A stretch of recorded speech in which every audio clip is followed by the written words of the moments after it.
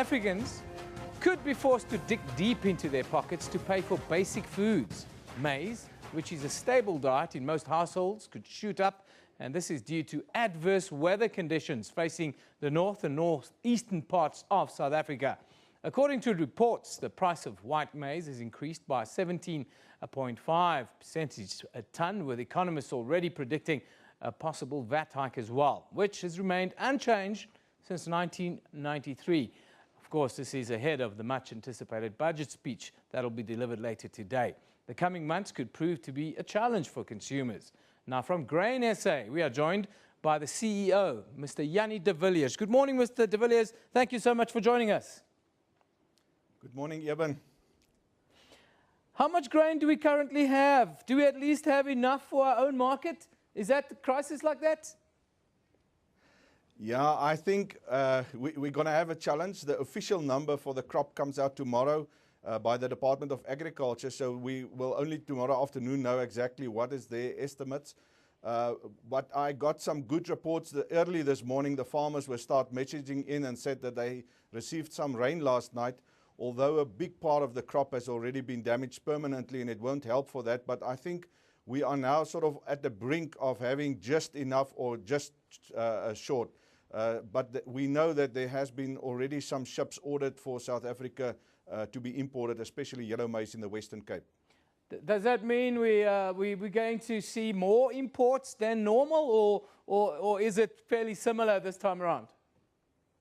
No, last year we've exported almost 2 million tons. We had a bumper crop last year. I think it was the second highest ever. But this year we will definitely import some maize, and this is very strange to South Africa. I think, you know, the last big drought that we had was in 1992. So this is actually a very, different situation than normal. Budget speech today. What's the expectation from your side if there is an increase in taxes? Yeah, I think maybe in personal taxes, but I hope that it's not going to be on the business side, on the company taxes. We need the economy to grow. And I think as a nation, we need to encourage the job creation. This is a huge challenge for us. And for that reason, I think we need to rather stimulate and allow those businesses to grow to absorb the job creation. And what about price increases in maize this year? When do you expect that, and how much do you expect?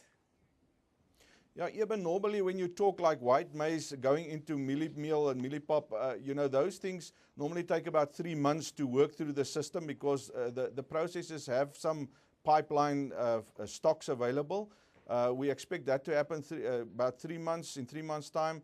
When you talk chicken, the poultry business, eggs, dairy, those things who are all fed by maize, they normally take a little bit longer because they've got a longer processing time. So hopefully, we will have a better idea, because at the moment it is a weather-driven market. It's speculation all the time.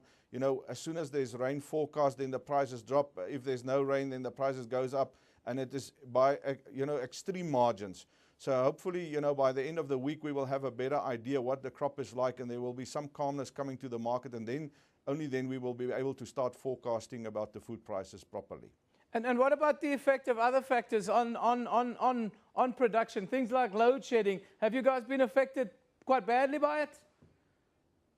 Yeah, we produce about 20% of our yellow maize under irrigation. And a lot of those farmers, they had damages because of the load shedding. In some instances, the pumps pump all the water into the different canals.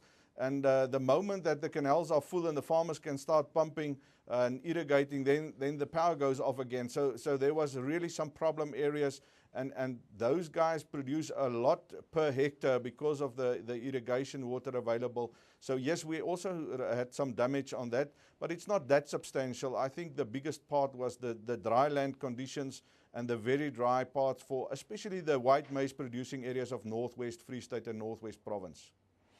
Thank you for joining us. We hope when the numbers come out tomorrow that the numbers look good, Mr. de Villiers. Thank you for joining us. That's Mr. Jannie de Villiers. He's the CEO of GrainSA. And he says, well, after the recent rains of the last couple of days, the outlook is not as bad as they thought. But we'll see the numbers tomorrow, and hopefully they'll be pretty good. Time for us.